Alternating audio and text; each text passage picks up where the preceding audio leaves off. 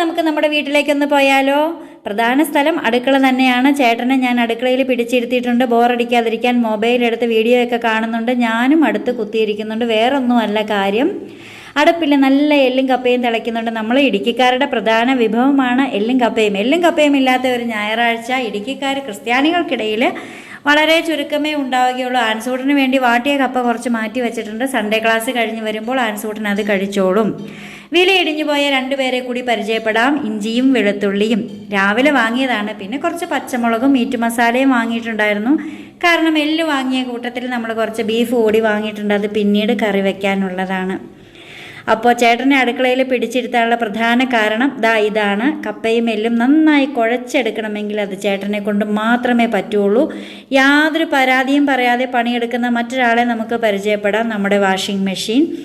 പിന്നെ ഒരു കാര്യം പറയാതെ വയ്യ, വാഷിംഗ് മെഷീന് വെറുതെ ഇങ്ങനെ കറക്കി കളിച്ചാൽ മാത്രം മതിയല്ലോ.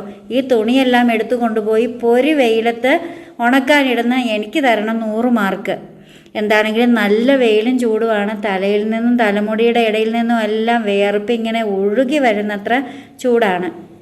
ഇനി അമ്മച്ചി ആരും കണ്ടില്ല എന്ന് പരാതിപ്പെടേണ്ട. രാവിലെ എഴുന്നേറ്റ് ബെഡ്ഷീറ്റൊക്കെ വീണ്ടും കുടഞ്ഞ് ഇടുന്നതാണ്. അപ്പോൾ വീഡിയോ പിടിച്ചത് കക്ഷിക്ക് അത്ര ഇഷ്ടപ്പെട്ടിട്ടൊന്നുമില്ല. ചേട്ടൻ അപ്പോൾ അത് ആ ഇളക്കൊക്കെ കഴിഞ്ഞ് ഉപ്പ് നോക്കുന്ന സ്റ്റേജാണ് ഈ കാണുന്നത്. എന്താണെങ്കിലും അടിപൊളിയാണെന്ന് ചേട്ടൻ മാർക്ക് ഇട്ടിട്ടുണ്ട്. അങ്ങനെ നമ്മുടെ എല്ലും കപ്പ ഇവിടെ റെഡി ആയിട്ടുണ്ട്. ചേട്ടൻ്റെ ജോലി കഴിഞ്ഞ് ഇനി എൻ്റെ ജോലി ബാക്കി. ചോറ് വെക്കണം, ബീഫ് വെക്കണം, തോരൻ വെക്കണം, അങ്ങനെ പണിയോട് പണി.